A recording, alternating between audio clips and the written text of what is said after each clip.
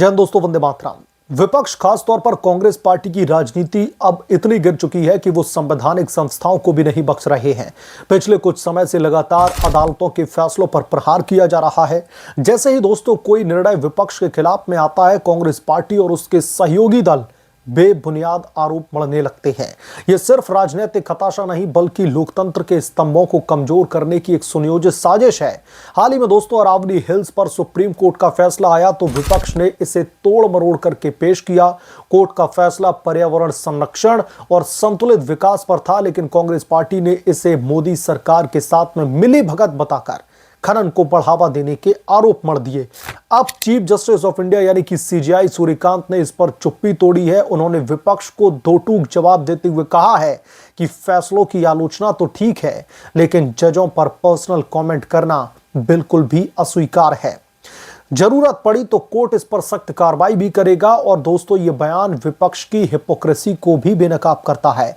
आज हम इन तमाम बिंदुओं पर चर्चा करेंगे और सुप्रीम कोर्ट में chief justice of India Suryakant की तरफ से जो विपक्ष को लताड़ लगाई गई है, कांग्रेस पार्टी की जो लताड़ लगाई गई है, उसके बारे में भी बात करेंगे और विशेष रूप से कांग्रेस पार्टी की बेबुनियाद राजनीति को भी एक्सपोज करेंगे कि कैसे वो न्यायपालिका को बदनाम करके अपनी राजनीतिक रोटियां सेक रहे हैं, जबकि खुद सत्ता में रहते हुए अदालतों का दुरुपयोग करते थे। पिछले कुछ सालों में विपक्ष की रणनीति साफ हो चुकी है। जब चुनाव हारो तो इलेक्ट्रॉनिक वोटिंग मशीन यानी कि ईवीएम पर आरोप लगा दो, जब कोर्ट फैसला दे तो जजों पर हमला कर दो। कांग्रेस पार्टी दोस्तों इस ट्रेंड की अगुवाई लगातार करने में लगी है। याद कीजिए, जब सुप्रीम कोर्ट ने राम मंदिर पर फैसला दिया तो कांग्रेस पार्टी ने इसे राजनीतिक बता करके बदनाम करने की कोशिश कह दिया। सीएए एनआरसी पर कोर्ट के रुख पर भी उन्होंने आरोप लगा दिए। अब अरावली हिल्स का मामला, ये सब लोकतंत्र पर हमला है। विपक्ष जानता है कि जनता मोदी सरकार के विकास कार्यों से प्रभावित है, इसीलिए वो संस्थाओं को निशाना बना करके अराजकता फैला रहे हैं। संवैधानिक संस्थाओं के ऊपर बेमतलब में बेबुनियाद आरोप लगाए जा रहे हैं। कांग्रेस पार्टी जो खुद को संविधान का रक्षक बताती है, अब दरअसल सुबह संविधान की रक्षा करने वाली न्यायपालिका पर कीचड़ उछालने का काम कर रही है। दोस्तों ये बेहद ही शर्मनाक है। राहुल गांधी और उनके सहयोगी हर फैसले को मोदी प्रभावित बताते हैं बिना सबूत के। क्या वो चाहते हैं कि कोर्ट उनके इशारे पर चले? ये तानाशाही की सोच है जो कांग्रेस पार्टी के डीएनए में बसी हुई है। इमरजेंसी के दौर की थोड़ी सी हम बात कर लेते हैं। इमरजेंसी के समय इंदिरा गांधी ने अदालतों को क्या बनाया था, सब जानते हैं। विपक्ष की यह रणनीति और विपक्ष की यह राजनीति, ये एक बेहद ही खतरनाक दिशा की ओर बढ़ रही है।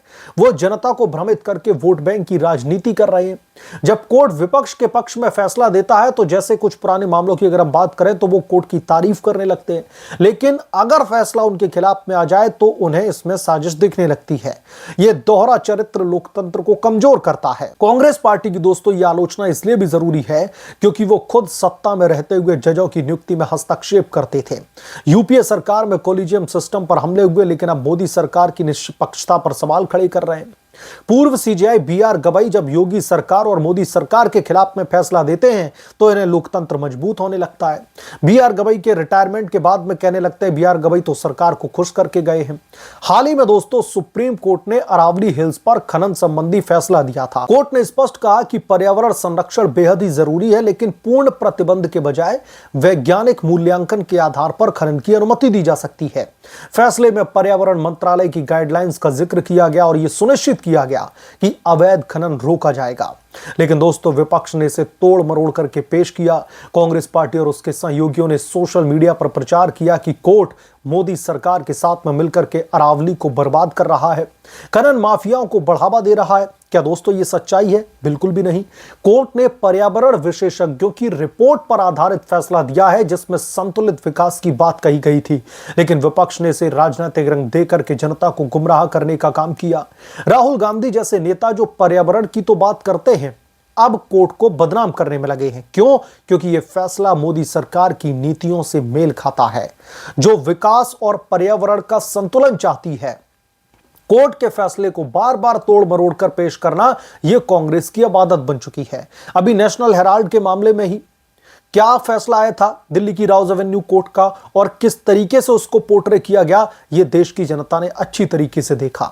विपक्ष की यह हरकत घिनौनी है। वो जानते हैं कि अरावली इलाके में अवैध खनन कांग्रेस पार्टी के शासित राज्यों में भी होता रहा है। राजस्थान में गहलोत सरकार के समय पर क्या हुआ, लेकिन अब मोदी पर आरोप क्यों मढ़े जा रहे हैं?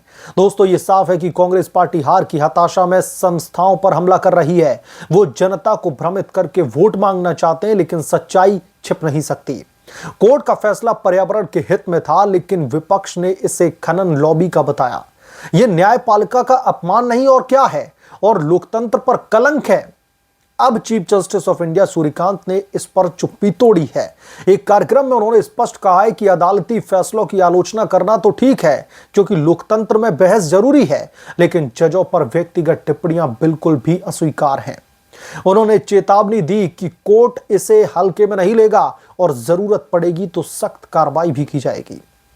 दोस्तों, यह बयान विपक्ष के मुंह पर जोरदार तमाचा है। कांग्रेस पार्टी और उसके नेता अक्सर जजों को सरकारी बता देते हैं, पर्सनल कमेंट करते हैं, जैसे कुछ मामलों में जज मोदी भक्त हैं, जैसे आरोप लगा दिए जाते हैं इनकी तरफ से। यह दोस्तों न्यायपालिका की स्वतंत्रता पर सीधे तौर पर हमला है। Chief justice of India Suryakant का बयान साफ करता है कि कोर्ट अपनी गरिमा की रक्षा करेगा। विपक्ष खास तौर पर कांग्रेस पार्टी को अब आत्मचिंतन करने की जरूरत है। वो इतने ज्यादा बौखलाए हुए क्यों हैं? क्योंकि मोदी सरकार में न्यायपालिका मजबूत हुई है, घोटालेबाजों पर कार्रवाई की गई है। कांग्रेस पार्टी के समय में जो जजों पर दबाव डाला जाता था, लेकिन अब निष्पक्षता पर सवाल खड़े कर रहे हैं, यह बेहद ही हास्यास्पद है। इमरजेंसी के दौर का हमने जिक्र किया। इंदिरा गांधी ने किस तरीके से जो है अपना शासनकाल निकाला, ये सब जानते, किसी से छिपा नहीं है। Chief justice of India Suryakant का यह बयान समय की मांग था। विपक्ष की आलोचना इसलिए तीखी होनी चाहिए क्योंकि लोकतंत्र के चौथे स्तंभ मीडिया को भी इस्तेमाल करके झूठ फैला रहे हैं। सोशल मीडिया पर ट्रोल आर्मी चला करके जजों को बदनाम किया जाता है। ये आपराधिक है। कांग्रेस पार्टी जो खुद को सेक्युलर बताती है, अब संस्थाओं को कमजोर करके क्या हासिल करना चाहती है? सिर्फ सत्ता। यह देशद्रोह जैसा है। कांग्रेस पार्टी की यह रणनीति नई नहीं है। यूपीए सरकार में सुप्रीम कोर्ट के कई फैसलों का विरोध किया गया, लेकिन अब मोदी सरकार में हर फैसले पर हंगामा। विपक्षी गठबंधन इंडिया के नेता जैसे कि ममता बनर्जी, अखिलेश यादव, एमके स्टालिन, ये सब लोग इसमें शामिल हैं। वो जानते हैं कि जनता मोदी के साथ में है, इसलिए संस्थाओं पर हमला किया जाए। लेकिन chief justice of India Suryakant के बयान से उनकी अब बोलती बंद हो चुकी है। विपक्ष को आलोचना करने का अधिकार है, कोई भी नहीं इसके बारे में बोलता है। विपक्ष का काम है सवाल पूछना, लेकिन व्यक्तिगत तौर पर जिस तरीके के हमले किए जाते हैं वो नहीं होने चाहिए। कांग्रेस की यह राजनीति पतन की ओर जा रही है। राहुल गांधी की फ्लॉप यात्राएं, हार पर बहाने, अब न्यायपालिका पर हमला, ये जनता सब कुछ देख रही है। और सबसे ज्यादा जो दोस्तों हिपोक्रेसी है वो ये है, जो डबल स्टैंडर्ड है कांग्रेस पार्टी का, वो ये है कि जब नेशनल हेराल्ड मामले में इनको राहत दे दी गई तो इस तरीके से इन्होंने लोकतंत्र की जीत बताई। ऐसे बीजेपी और ईडी के खिलाफ में देश के अलग अलग कोनों में हंगामा मचा दिया। इन लोगों ने जो बीजेपी के दफ्तर हैं बाहर जाकर के इतना ज्यादा विरोध प्रदर्शन किया जैसे नेशनल हेराल्ड के मामले में इनको क्लीन चिट मिल गई हो। लेकिन कुछ ही घंटों के बाद में एनफोर्समेंट डायरेक्टोरेट की स्पेशल टीम उसी चार्जशीट के बेसिस पर दिल्ली हाई कोर्ट में जाकर के रुक करती है और दिल्ली हाई कोर्ट में वहां पर मामला पलट जाता है। इन लोगों को नोटिस जारी कर दिया जाता है। तो इसके बाद में इन्हें दोबारा से हमारी डेमोक्रेसी पर, हमारी लोकतांत्रिक व्यवस्था पर मोदी ने कब्जा कर रखा, इस तरीके की बातें कही जाने लगती हैं। तो कुल मिलाकर के राहुल गांधी, समूची कांग्रेस पार्टी और जितने भी इंडिया अलायंस के घटक हैं, इनको मुझे लगता है कि अब संवैधानिक संस्थाओं को गालियां देने का काम करना बंद कर देना चाहिए और आत्मचिंतन और आत्ममंथन करने की जरूरत है। क्योंकि चुनाव में हार जो इनके हाथ में लगती है उसकी ये कहीं ना कहीं खिसियाहट और बौखलाहट है। बहरहाल, आप क्या सोचते हैं इसके बारे में, आपकी क्या राय है, हमें कमेंट करके जरूर बताएं। जल्द मिलूंगा किसी दूसरे बड़े अपडेट के साथ में, तब तक के लिए धन्यवाद। अगर आप लोग चैनल पर नए हैं तो प्लीज चैनल को सब्सक्राइब करें, साइड बने बेल आइकन को जरूर प्रेस करें ताकि जब भी मैं कोई बड़ी खबर लेकर आऊं तो इसकी जानकारी सबसे पहले आपको मिले।